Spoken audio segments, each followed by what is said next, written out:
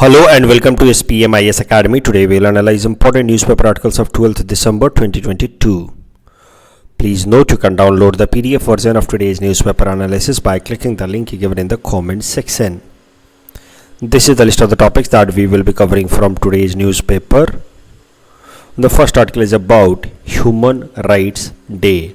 And this topic is important from our syllabus GS paper 2 Indian polity point of view from the sub-segment statutory bodies perspective.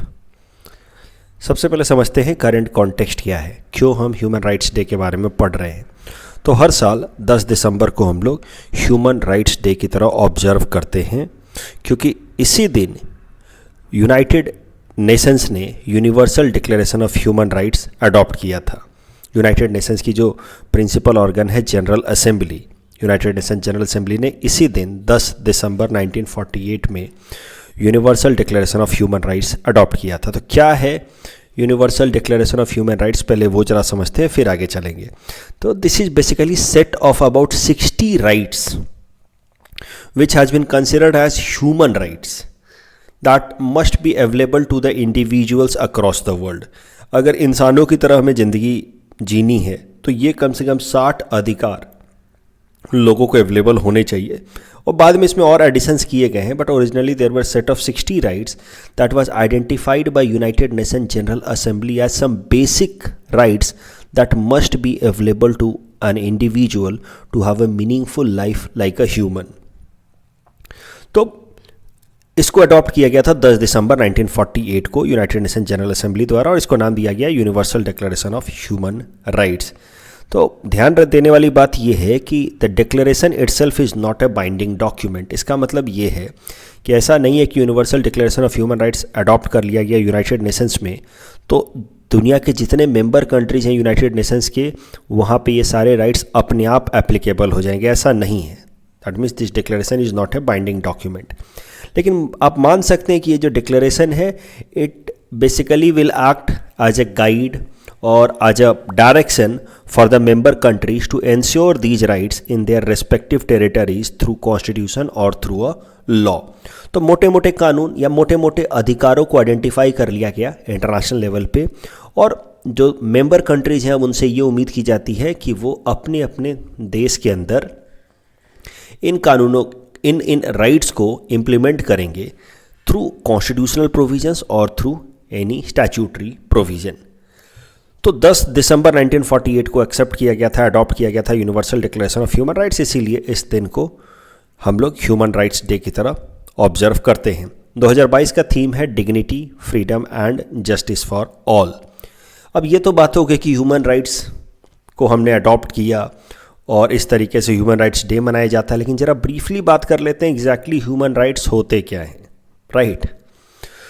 तो अगर United Nations की definition देखी जाए तो these are दो set of rights that are inherent to all human beings regardless of race, sex, nationality, ethnicity, language, religion और any other status. कुछ ऐसे अधिकार जो हर इंसान को मिलने ही चाहिए अगर उसको इंसानों जैसी ज़िंदगी होनी है तो, राइट. तो एक काफ़ी अच्छा गाना है ना, सांस लेना ही भर बस यहाँ जीना नहीं है. तो वहाँ पे भी आप समझ सकते हैं ये बेसिकली एक बहुत ही मशहूर शायरी है, वहाँ से लिया गया है. अगर सिर्फ आप जिंदा हैं, सांस ले रहे हैं बस, तो आप इंसानों का जीवन नहीं बिता रहे हैं, राइट. क्योंकि इंसान का जीवन बिताने के लिए थोड़ी सी क्वालिटी होनी चाहिए उसमें. There has to have some freedom from all kinds of slavery, torture, freedom of opinion and expression. अगर आपको बोलने का अधिकार ही ना दिया जाए आप, तो फिर आप जानवरों जैसी ज़िंदगी बिता रहे हैं. So that would not be life of a human. So this is how there were 60 set of rights that were identified that must be available to an individual, like right to work, right to education. बिना पढ़े लिखे अगर कोई इंसान अपना जीवन बिता रहा है तो बहुत सारी चीज़ों से वो डिनाइड हो जाता है अपने जीवन में. पढ़ लिखने के बाद ही इंसान सोच सकता है, और सोचने के बाद वो फिर लाइफ में हायर पर्पसेस को अटेन कर पाता है. तो यहाँ पे सोक्रेटस का वो कोट अप्रोप्रिएट हो जाता है, unexamined life is not worth living. तो बेसिकली पढ़ा लिखा इंसान या सोच ना पाने वाला इंसान वो जानवरों जैसी ज़िंदगी बिता रहा है और वैसा जीवन जीने लायक नहीं है. So human rights I hope now is making is being clear in your mind कि ऐसे अधिकार जो हमें सिर्फ जीने के लिए नहीं, जो हमें एक मीनिंगफुल लाइफ जीने के लिए हेल्पफुल हो, उनको कहा जाएगा human rights. And these rights should be entitled to everyone irrespective of their race, sex, nationality, caste, ETC. तो जैसा कि मैंने आपको बताया कि ह्यूमन राइट्स को अडॉप्ट किया गया, सेट ऑफ ह्यूमन राइट्स को अडॉप्ट किया गया यूनाइटेड नेशन जनरल असेंबली में, but these rights were not a binding document, means not automatically applicable in the respective territories of the member states. तो अलग अलग देशों को फिर ये उनसे उम्मीद की जाती है कि वो अपने अपने देश में इन कानूनों को या इन ह्यूमन राइट्स को कानून बना करके या कॉन्स्टिट्यूशन की मदद से इम्प्लीमेंट करें. और ऐसा ही किया गया है इंडिया के अंदर भी. हमारे देश के अंदर सीधा सीधा ह्यूमन राइट्स नाम का कोई कॉन्सेप्ट नहीं है, कंक्रीट कॉन्सेप्ट नहीं है. We use the word human rights, लेकिन जितने भी इम्पॉर्टेंट अधिकार हैं जो हमें इंसानों जैसा जीवन बिताने के लिए ज़रूरी हैं, उन अधिकारों को हमने 3 अलग अलग तरीके से अपने सिटीजन्स को अवेलेबल कराया है. Some rights are mentioned in the constitution apart from part 3, तो उनको कहा गया है constitutional rights. There are some rights that have been mentioned in the constitution in the part 3 of the constitution, उनको कहा गया है फंडामेंटल राइट्स. उसके अलावा ऐसे जितने भी अधिकार जो संविधान में हैं ही नहीं, जिनको कानून बना करके जिनको राइट्स दिए गए हैं, जिन राइट्स को, उनको कहा जा रहा है लीगल राइट्स या statutory rights. For example MG NREGA, काम करने का अधिकार है, राइट टू वर्क, 100 दिन का काम मिलेगा रूरल एरियाज़ में एट मिनिमम वेजेस. तो this is a right, but this right has not been directly mention in the constitution in other parts as well as in part 3. तो ये अधिकार होगा स्टैट्यूटरी राइट या लीगल राइट. वैसे ही right to education, कानून बना करके, राइट टू एजुकेशन एक्ट बना करके ये अधिकार दिया गया, so that would be statutory right या लीगल राइट. तो ध्यान देने वाली बात ये है कि there is no separate category of human rights in our country. हमारे देश में ह्यूमन राइट्स अवेलेबल कराए गए हैं इन दीज 3 फॉर्मेट्स. तो जो भी राइट्स जरूरी हैं हमारे जीवन के लिए, उनको या तो कॉन्स्टिट्यूशन की मदद से दिया गया है या लॉ बना करके दिया गया है. And courts are responsible for protecting these rights. Problem यही है ह्यूमन राइट्स वायलेशन क्यों हो रहा है हमारे देश में, क्योंकि basically courts are given the main responsibility of protecting these human rights. And courts are already burdened, overburdened, 3 crore से भी ज़्यादा केसेस पेंडिंग हैं, and that leads to frequent human rights violation in our country. यहाँ पे आपके दिमाग में naturally आएगा कि सर हमने तो सुना है नेशनल ह्यूमन राइट्स कमीशन भी एक एंटिटी है, तो फिर वो क्या काम करती है, तो अब उसके बारे में ज़रा देख लेते हैं. जैसा कि मैंने आपको बताया, there is no separate category of rights specifically known as human rights. हम बातचीत में इस्तेमाल करते हैं, बट लीगल फ्रेमवर्क में या कंक्रिटाइज या वेल डिफाइंड फ्रेमवर्क में हमारे देश में यही 3 अधिकार हैं. तो human rights are availed in the form of fundamental rights, legal rights या constitutional rights. Though in India we have a separate body, national human rights commission. तो नेशनल ह्यूमन राइट्स कमीशन क्या करता है? नेशनल ह्यूमन राइट्स कमीशन एक statutory body है, यानी कि कानून से बनाई हुई बॉडी है, जिसको 1993 में बनाया गया था as a result of protection of human rights act 1993. तो basically national human rights commission is expected to act as a watchdog of human rights in our country, कि हमारे देश में ह्यूमन राइट्स वायलेशन ना हो उसकी देख रेख करने के लिए नेशनल ह्यूमन राइट्स कमीशन को बनाया गया है. बट इसकी सबसे बड़ी प्रॉब्लम ही यही है कि क्या है ह्यूमन राइट्स, वो वेल डिफाइंड नहीं है, और कौन कौन से अधिकारों को एग्जैक्टली ह्यूमन राइट्स कहा जाएगा, एक तो वो वेल डिफाइंड नहीं है, क्योंकि जो भी अधिकार हैं उनको इन 3 अलग अलग फॉर्मेट में बना करके कोर्ट को दे दिया गया है पावर उसको इम्प्लीमेंट करने का. अब अगर बात की जाए नेशनल ह्यूमन राइट कमीशन की, जो बॉडी है, एक ऑर्गेनाइजेशन है, उसके स्ट्रक्चर की, तो इसमें एक चेयरपर्सन होते हैं और 5 परमानेंट या फुल टाइम मेंबर्स होते हैं. There are 3 ex officio members. Ex officio members मतलब basically they are head of some other institution, but simultaneously they hold a position in National Human Rights Commission. For example, National Commission, a chairperson of National Commission for Scheduled Caste, chairperson for National Commission for Minorities, the National Commission for chairperson for National Commission for Protection of Child Rights, and the chairperson of National Commission for Women are ex officio member of National Human Rights Commission. तो ये तो हो गए members of Human Rights Commission, लेकिन जो National Human Rights Commission होता है उसमें टोटल 5 परमानेंट मेंबर होते हैं, 1 चेयरपर्सन होते हैं, बाकी 3 एक्स ऑफिशियो मेंबर होते हैं मिनिमम।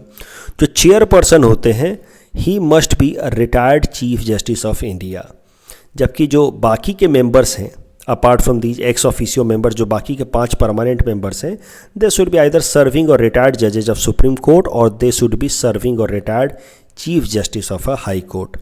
बात की जाए मौजूदा जो हमारे चेयरपर्सन है नेशनल ह्यूमन राइट्स कमीशन के, जस्टिस AK मिश्रा साहब, तो इनका अपॉइंटमेंट का प्रोसीजर ज़रा समझिए। देखिए, एक कमेटी है, जो चेयरमैन होते हैं नेशनल ह्यूमन राइट्स कमीशन के या बाकी जो मेंबर्स होते हैं नेशनल ह्यूमन राइट्स कमीशन के, इनको अपॉइंट करते हैं प्रेसिडेंट, राइट। अभी तो प्रेसिडेंट द्रौपदी मुर्मू जी हैं, राइट। तो लेकिन AK मिश्रा साहब को अपॉइंट किया था रामनाथ कोविंद जी ने ही, इसलिए उनका पिक्चर मैंने यहाँ पे रखा है। तो अपॉइंट करते हैं प्रेसिडेंट, और प्रेसिडेंट लेकिन अपने आप से अपॉइंट नहीं करते, एक 6 मेंबर की कमेटी होती है जो रिकमेंड करती है नाम कि किस इंसान को chairman of national human rights commission की तरह अपॉइंट किया जाना चाहिए। वो 6 मेंबर की कमेटी जो होती है that is headed by the prime minister.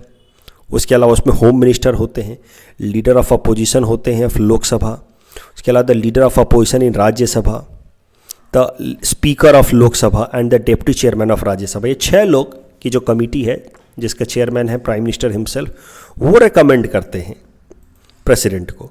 तो प्रेसिडेंट अपॉइंट कर रहे हैं, लेकिन प्रेसिडेंट अपनी मर्जी से अपॉइंट नहीं कर रहे हैं। There is a high powered committee that is chaired by the prime minister himself, वो रिकमेंडेशन देंगे और फिर वहाँ से अपॉइंटमेंट होगा। तो this is the process of appointment of the chairman of national human rights commission and the other members of human rights commission. अगर बात की जाए द प्रॉब्लम्स और the challenges faced by national human rights commission, तो challenges को basically 3 main part में divide किया जा सकता है, जिसको हम लोग कहते हैं द प्रॉब्लम ऑफ 3F, ये चैलेंज ऑफ 3F। ये चैलेंज आप इन जनरल बाकी इंस्टीट्यूशन या ऑर्गेनाइजेशंस के लिए भी लिख सकते हैं। ये जो प्रॉब्लम ऑफ 3F है, for example this 3F stands for fund, functions and functionaries. Fund का प्रॉब्लम है नेशनल ह्यूमन राइट्स कमीशन को, पॉसिटी ऑफ फंड है, ठीक तरीके से फंड नहीं आता है, इसलिए उनका फंक्शनिंग जो है प्रॉब्लमेटिक हो जाता है, उनको फंक्शन कर पाना दिक्कत हो जाता है। फंक्शंस का इशू है, यानी कि नेशनल ह्यूमन राइट्स कमीशन को एग्जैक्टली पता ही नहीं हो कि इनके क्या फंक्शंस हैं, because there is absence of proper definition of human rights in our country. देखिए, यूनाइटेड नेशन जनरल असेंबली ने तो एक्सेप्ट कर लिया कि ये हैं ह्यूमन राइट्स, हमें जो जो ह्यूमन राइट्स जरूरी लगे उसको हमने कॉन्स्टिट्यूशन की मदद से या कानून की मदद से इंप्लीमेंट कर दिया, लेकिन अलग से अब क्या काम रहेगा नेशनल ह्यूमन राइट्स कमीशन का, वो तो पता ही नहीं है। तो in absence of proper definition of human rights, national human rights commission itself does not know what should be it's jurisdiction. और फंक्शनरीज की बात की जाए, यानी कि पर्सनल्स की बात की जाए जो नेशनल ह्यूमन राइट्स कमीशन के लिए काम करते हैं, तो ये एक अलग प्रॉब्लम है। There is no dedicated staff for national human rights commission. Police officers को डेपुटेशन पे कुछ दिनों के लिए भेज दिया जाता है नेशनल ह्यूमन राइट्स कमीशन में। इनवे अलग से इन्वेस्टिगेशन ऑफिसर्स नहीं है नेशनल ह्यूमन राइट्स कमीशन के, पुलिस ऑफिसर्स ही ये काम करते हैं, and that creates a problem in functioning of और effective functioning of national human rights commission. एक और प्रॉब्लम है, नेशनल ह्यूमन राइट्स कमीशन का जो भी ऑर्डर है, डायरेक्शन है, वो रिकमेंडेटरी नेचर का है, that is non binding on the government. सरकार उसको माने या ना माने वो सरकार के ऊपर डिपेंड करता है। उसके अलावा नेशनल ह्यूमन राइट्स कमीशन कोई कोर्ट तो है नहीं, इसलिए वो कुछ सज़ा नहीं सुना सकती ह्यूमन राइट्स वायलेशन के केस में भी। तो it can not give order for punishment, at max it can give some order for compensation from the government side, कि किसी कोई विक्टिम है ह्यूमन राइट वायलेशन का तो सरकार की तरफ से उसको कुछ कंपनसेशन मिल जाना चाहिए। इस तरह के directions national human rights commission दे सकता है at max, and for all such reasons national human rights commission is criticised as a toothless tiger. ना इसको अपने फंड्स हैं, ना इसको अपने फंक्शंस का पता है, ना इसके पास अपने अलग से फंक्शनरीज हैं, ना इसके ऑर्डर जो हैं वो सरकार के ऊपर बाइंडिंग है। इस टॉपिक के बेसिस पे ये मेंस प्रैक्टिस क्वेश्चन हमने आपको दे रखा है, and this is the prelims practice question on this particular topic, and you can submit the answer in the comment section. The next article is about Kisan, Rail and Krishi Udan, and this topic is important from our syllabus GS paper 3, Indian economy point of view, especially from infrastructure point of view. तो देखिए, किसान rail हो या कृषि उड़ान हो, दोनों को इसीलिए चलाया गया है ताकि जो एग्रीकल्चर रिलेटेड प्रोडक्ट्स हैं उनको एक जगह से दूसरे जगह टाइम बाउंड फैशन में ट्रांसफ़र किया जा सके, ट्रांसलोकेट किया जा सके, जिससे एग्रीकल्चर में जो इंगेज्ड फार्मर्स हैं उनकी इनकम ऑगमेंटेशन हो. मान लीजिए इंडियन रेलवे ने शुरू किया किसान रेल सर्विसेज, जिसकी मदद से जो पेरिसेबल आइटम्स हैं including milk, meat and fish, that could be transported from one place to another place. तो इससे हो क्या रहा है कि फार्मर्स जो रिमोट एरियाज में भी रहते हैं, अब now they are getting connected with the open market and centres and consumption centres, open market and consumption centres. तो इससे now they are getting better products. अब जैसे हमारे यहाँ का फार्मर है, मान लीजिए डिब्रूगढ़ का फार्मर है, उसको बेहतर प्राइस मिल रहा है for his crop from a Delhi based buyer, तो किसान रेल की मदद से वो अपना क्रॉप दिल्ली बेच देगा, राइट। किसान रेल में जाकर के उसको बुकिंग करनी है और फिर अपने क्रॉप को वहाँ लोड करा देना है और फिर वो सामान, वो फसल पहुँच जाएगी दिल्ली। तो किसान रेल की मदद से जो सप्लायर्स हैं, मेनली द फार्मर्स, और द मेन बायर्स हैं रूरल अर्बन एरियाज़ में, उनको कनेक्ट करने की कोशिश की जा रही है, जिससे जो फार्मर्स हैं उनको बेहतर प्राइस रियलाइजेशन हो सके। 50% subsidy is given by ministry of food processing and industry under operation green. तो फार्मर्स का जो भी खर्चा होता है उसका 50% भारत सरकार की जो ministry of food and processing industry है वो दे देती है अंडर इट्स इनिशिएटिव, जिसका नाम है ऑपरेशन ग्रीन टॉप स्कीम। तो ऑपरेशन ग्रीन टॉप स्कीम जो है 2018-19 में बजट सेशन में अनाउंस किया गया था। इसका पर्पस ही था कि tomato, onion and potato, top का फुल फॉर्म यही है, तो टोमेटो, अनियन और पोटैटो के जो क्रॉप्स हैं उनकी प्रोडक्टिविटी को बढ़ाई जाए। तो उसके लिए 500 करोड़ का बजट एलोकेशन किया गया था। NAFED is the agency which was given responsibility to implement this TOP scheme. तो टॉप स्कीम जो 2018-19 से चल रही है, टोमेटो, अनियन और पोटैटो के प्रोडक्शन को बढ़ाने के लिए, उस स्कीम के अंतर्गत ministry of food processing and industry जो है वो किसान रेल में जो भी खर्चा होता है फार्मर्स का, उसका 50% खुद ही सब्सिडी दे देती थी। एक सबसे अच्छी बात यह है कि there is no minimum limit on quantity, यानी कि ऐसा नहीं है कि कोई छोटा फार्मर है जिसको कम आइटम बेचना है, सिर्फ 50 kg राइस बेचना है, तो उसको रिजेक्ट कर दिया जाएगा, ऐसा नहीं है। There is no minimum limit, even small and marginal farmers can reach bigger and distant market by booking their space in Kisan rail. जिस तरीके से किसान रेल है उसी तरीके से किसान उड़ान स्कीम है, जिसमें फ़्लाइट्स की मदद से कनेक्ट किया जा रहा है, कार्गो फ्लाइट्स की मदद से कनेक्ट किया जा रहा है। जो बिल्कुल रिमोट एरियाज़ के फार्मर्स हैं उनको इंटरनेशनल मार्केट से। तो इसका सबसे ज़्यादा फ़ायदा नॉर्थ ईस्ट के फार्मर्स उठा रहे हैं। नॉर्थ ईस्ट के जो फार्मर्स पहले काफ़ी डिस्कनेक्ट हो गए थे from the market of mainland India, otherwise from the market of international agricultural area, तो जहाँ से नॉर्थ ईस्ट के फार्मर्स पूरी तरह से डिस्कनेक्ट हो गए थे and they were not getting better return और remuneration on their crops. Now because of Krishi Udan they are getting better return on their crops. For example, हमारे यहाँ से एसएमईज लेमन वगैरह गुवाहाटी से लंदन एक्सपोर्ट किया गया, लीची, तेजपुर का लीची एक्सपोर्ट किया गया गुवाहाटी से London with help of Krishi Udan. That help the farmers to realise better return on their crops. जो करंट न्यूज़ था वो इसी कृषि उड़ान से रिलेटेड था, लेकिन इसके मदद से मैंने पूरा का पूरा आर्टिकल डिस्कस कर दिया, बैकग्राउंड डिस्कस कर दिया, ताकि इंफ्रास्ट्रक्चर पे, एग्रीकल्चर सेगमेंट में इंफ्रास्ट्रक्चर पे कभी सवाल आए तो आप इन सारे पॉइंट्स को लिख पाएँ। न्यूज़ यही था कि Krishi Udan 2.0 has been announced and 58 new airports will be covered under Krishi Udan scheme 2.0. The next article is about ChatGPT, which is a kind of chatbot. This topic is important from our syllabus GS paper 3 science and technology point of view. तो this article is related with artificial intelligence. तो थोड़ा artificial intelligence के बारे में ज़रा समझ लेते हैं। Definition given by NITI Aayog regarding artificial intelligence. So it is constellation of technologies that enables machine to act with higher level of intelligence and emulate human capabilities. यहाँ पे फोकस कीजिए, emulate human capabilities, मतलब इंसानों जैसा वो थोड़ा बहुत डिसीजन मेकिंग भी काम कर पाए, ऐसे मशीनों को कहा जाता है आर्टिफिशियल इंटेलिजेंट। हम लोग तो नेचुरली इंटेलिजेंट हैं, इंसान we have capability to think, articulate, imagine, innovate, but the machines, the robots, they imitate us. And if they have been developed in such a manner that they imitate to act in an intelligent manner, then they can be known as artificially intelligent machines. Example के लिए समझिए, देखिए कोई भी इंसान होता है तो उसके दो एस्पेक्ट होते हैं उसके पर्सनालिटी के, mental aspect and physical aspect. जैसे कि आप सोच भी सकते हैं, आप मैं हम लोग सब सोच भी सकते हैं कि अभी क्या करना है। At the same time we have physical aspect, जैसे हम कोई सामान एक जगह से उठा के दूसरे जगह रख सकते हैं, राइट। अभी तक जितने भी हम मशीन्स बना रहे थे आर्टिफिशियल इंटेलिजेंस के दौर से पहले तक, जिसको हम लोग बेसिकली इंडस्ट्रियल रिवॉल्यूशन 1, 2 या 3 कहते हैं, अभी तक जो भी हम मशीन बना रहे थे वो हमारा फिजिकल लोड कम करता था। फॉर एग्जांपल हमने एक वॉशिंग मशीन बनाया तो हमारा फिजिकली मैनुअली कपड़े धोने का जो लोड है वो कम कर रहा है, वो धो दे रहा है, लेकिन आपको उसमें खुद ही उसको चलाना होता था, खुद ही बंद करना होता था। लेकिन आजकल ऐसे मशीन्स आ रहे हैं जिनमें आप कपड़े डाल दीजिए, उनमें अलग अलग कपड़ों के बेसिस पे, उनके कैटेगरी के बेसिस पे वो सेग्रीगेट कर लेता है, फिर डिसाइड कर लेता है कि कितने देर इस मशीन को चलना चाहिए। फिर उतने देर चलने के बाद वो मशीन खुद ही बंद हो जाता है, फिर अपने आप वो कपड़ों को सुखा भी देता है। So this could be seen as an example of artificial intelligence thing, कि ये मशीन कुछ हद तक हमारे जैसा सोच भी ले रहा है कि इस इतने कपड़े हैं तो इसको इतने देर चलना चाहिए, उतना देर चला करके एग्जैक्टली वो बंद कर देता है।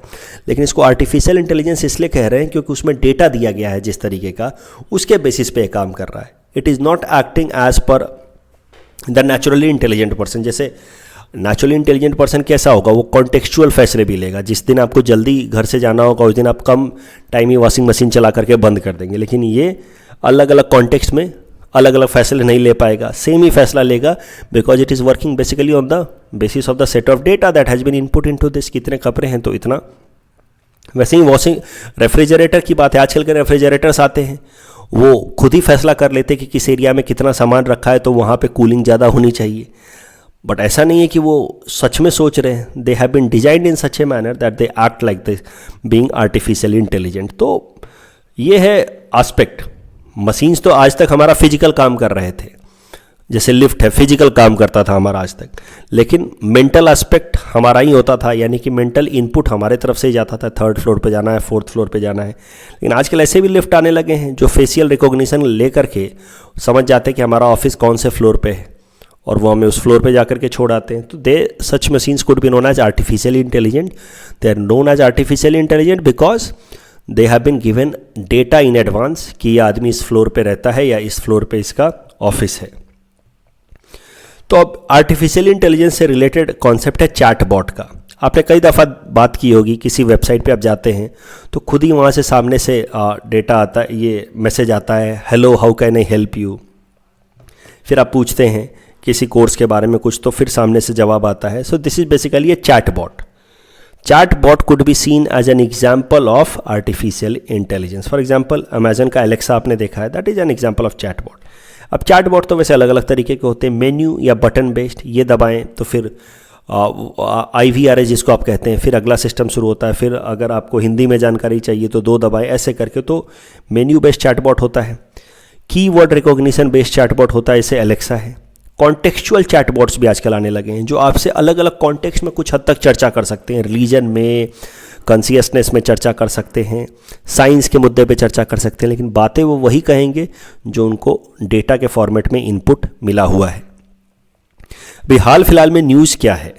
हाल फिलहाल में न्यूज़ है related to a new kind of chatbot जिसका नाम है ChatGPT, which has been developed by an artificially intelligent company or a company which is working in the field of artificial intelligence जिसका नाम है OpenAI। OpenAI ने एक chatbot बनाया है जिसका नाम है ChatGPT, which is a conversational artificial intelligence। conversational artificial intelligence मतलब आप इससे बातचीत कर सकते हैं, सवाल पूछ सकते हैं और ये जवाब भी देता है just like a human। आप इससे फॉलो अप क्वेश्चन पूछेंगे, मतलब एक सवाल के बाद दूसरा सवाल पूछेंगे, राइट, और इंटर रिलेटेड सवाल आप पूछेंगे कि हाँ कहाँ से आ रहे हो, तो मैं तो यहाँ से आ रहा हूँ, तो फिर आप पूछ सकते हैं कि वहाँ क्यों गए थे। Such question should be known as follow up questions. और इसमें ये सही सही जवाब भी देता है बहुत हद तक।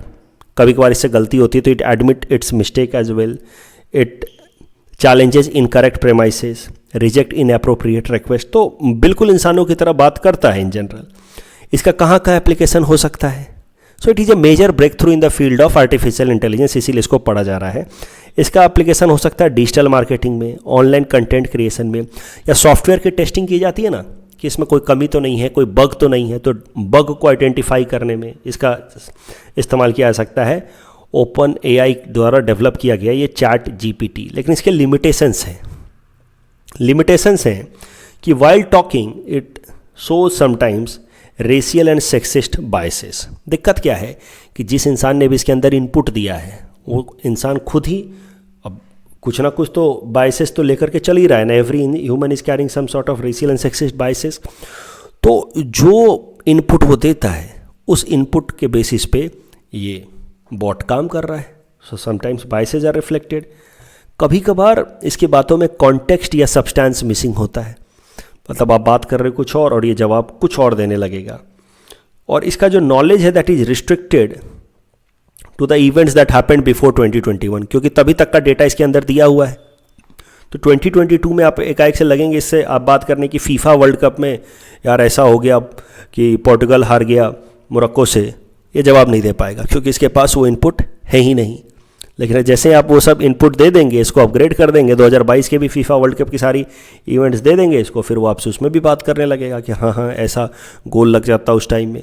सो basically these are some limitations, it can not auto upgrade itself. तो ये सब कुछ इशूज़ हैं with the ChatGPT which could be considered as one of the most developed artificially intelligent conversational chatbot so far. इस topic के basis पे ये prelims practice question UPSC ने पूछा था 2020 में। Please attempt this question and you can submit the answer in the comment section. The next article is about Shaheed Diwas and this topic is important from our syllabus GS paper 5 Assam issues point of view. Shaheed Diwas को समझने के लिए एक chronological event देखते हैं that will include Assam agitation movement that started in 1979। देखिए हुआ क्या, 1978 में sudden demise of Lok Sabha member of parliament from Mangaldai constituency Hiralal Patwari. तो फिर बाईपोल्स कराए जाने थे, राइट, बीच में जो इलेक्शंस होते हैं बाईपोल्स, जब कोई मेंबर वक्त से पहले अपनी पोस्ट कॉन्स्टिट्यूएंसी को खाली कर दे।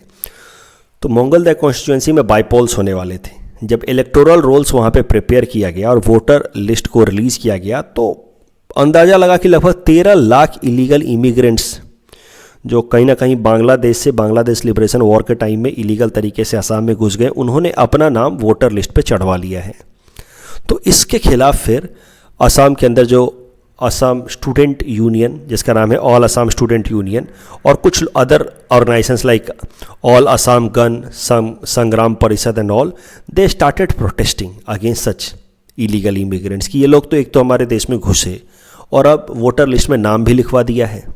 तो इस तरीके से धीरे धीरे फिर असम एजिटेशन के लिए बेसिस तैयार हुआ। और ये जो आसू के लीडर्स थे, they demanded identification and deportation of illegal migrants out of Assam. Many students quit their studies and they participated in the agitation. लेकिन ये एजिटेशन धीरे धीरे वॉयलेंट होने लगा। असम मूवमेंट स्टार्ट हुआ 1979 में बिकॉज ऑफ सच इवेंट्स। कई सारे स्टूडेंट्स ने इसमें पार्टिसिपेट भी करना शुरू किया, लेकिन in the early phase the police tried to suppress these agitation in a brutal fashion and as a result of this 860 students and protesters died over a period of about 5-6 years and that could be seen as a dark history in Assam's post independence event। वो time थोड़ा सा एक dark event की तरह देखा जा सकता है। इसमें जो सबसे पहली जो कैजुअलिटी हुई वो हुई 9 दिसंबर की रात को, जब खारगेश्वर तालुकदार जी हुआ general secretary of Barpeta AASU unit was beaten to death. बिल्कुल 9 दिसंबर की रात, 10 दिसंबर की सुबह आप मान सकते हैं। तो उनकी डेथ के बारे में 10 दिसंबर की सुबह सुबह सब लोगों को पता चला and Khargeshwar Talukdar was identified and recognized as the first martyr या शहीद of Assam movement। और तब से 10 दिसंबर को हम लोग शहीद दिवस की तरह ऑब्जर्व करते हैं हमारे स्टेट असम में। इतने सारे स्टूडेंट्स के सैक्रिफाइसेस के बाद अल्टीमेटली भारत सरकार मानी और उन्होंने असम अकॉर्ड साइन किया, which was a kind of tripartite agreement between government of India, government of Assam and local representatives specially led by AASU. Assam accord में 2 इंपॉर्टेंट मुद्दे थे। पहला मुद्दा था इलीगल इमिग्रेंट्स को आइडेंटिफाई करना और उनको असम से डिपोर्ट करना बाहर, और इसके लिए बहुत लेट काम शुरू हुआ एनआरसी को अपडेट करना 2013 में। और एनआरसी के अब जो भी अचीवमेंट्स होते उसके पहले उसको नलीफाई करने के लिए फिर आ गया सिटीजनशिप अमेंडमेंट एक्ट। जो दूसरा इंपॉर्टेंट प्रोविजन था असम अकॉर्ड का, दैट इज़ अबाउट क्लॉज 6, जहाँ पे भारत सरकार ने प्रॉमिस किया कि there will be social, political, constitutional legal provisions brought in order to conserve the traditions culture of the local people of Assam. इसके डायरेक्शन में भी अभी कंक्रीट एक्शंस नहीं लिए गए हैं। मैंने बताया कमेटी बनाई गई, बिप्लब शर्मा कमेटी, रिकॉग्नाइज करने के लिए कि क्या क्या राइट्स होने चाहिए इन ऑर्डर टू प्रोटेक्ट और Assamese indigenous people's culture, clause 6 को इम्प्लीमेंट करने के लिए। लेकिन अभी तक ये क्लॉज 6 वाला प्रोविज़न भी पूरी तरह से इम्प्लीमेंट नहीं हुआ है। The next article is about fortnight for development initiative. This topic is important from our syllabus GS paper 5 Assam issues point of view. छोटा सा न्यूज़ है, ध्यान से समझिए। असम सरकार ने एक इनिशिएटिव लिया है जिसका नाम है फोर्टनाइट ऑफ डेवलपमेंट, यानी कि 14 दिन डेवलपमेंट के, 2 सप्ताह डेवलपमेंट के, जहाँ पे 11 डिस्ट्रिक्ट्स में एक से एक या back to back developmental projects लिए जाएंगे। ये पूरे के पूरे प्रोजेक्ट जो हैं वो लगभग 15,000 करोड़ के होंगे, जो 11 डिस्ट्रिक्ट्स में अप्लाई किए जाएंगे। This fortnight for development could be considered as brain child of our chief minister Himanta Biswa Sarma साहब। सो पहले दिन ही बोंगाईगांव में सीएम साहब ने एक मॉडल हॉस्पिटल को इनॉग्रेट किया under this fortnight of development initiative. अभी मजूली डिस्ट्रिक्ट के अंदर 894 करोड़ के प्रोजेक्ट्स अनाउंस किए गए हैं। कल जो हमने आपको प्रैक्टिस क्वेश्चन दिया था उसका आंसर देख लेते हैं। मिशन शक्ति से रिलेटेड पहले दोनों स्टेटमेंट सही है, लेकिन तीसरा गलत है। यहाँ पे बेसिकली हमने एक्सचेंज कर दिया था। Sambal is for safety and security and Samarth is for empowerment. और यहाँ पे आप देखो पहला स्टेटमेंट, दूसरा तो सही है, तीसरा आपको थोड़ा कन्फ्यूजन हो सकता है। देखिए जहाँ पे भी एयर राइज करेगी वहाँ पे फिर ऊपर जाकर के एयर कूल होगी, और कूल होगी तो वहाँ से बारिश होगी, क्योंकि air will basically lose its capacity to hold moisture. तो low pressure system is not characterized by dry but it is characterized by wet climatic conditions, वहाँ पे बारिश ज़्यादा होती है। Correct answer will be option A. That's all from our side for today. Thanks for watching.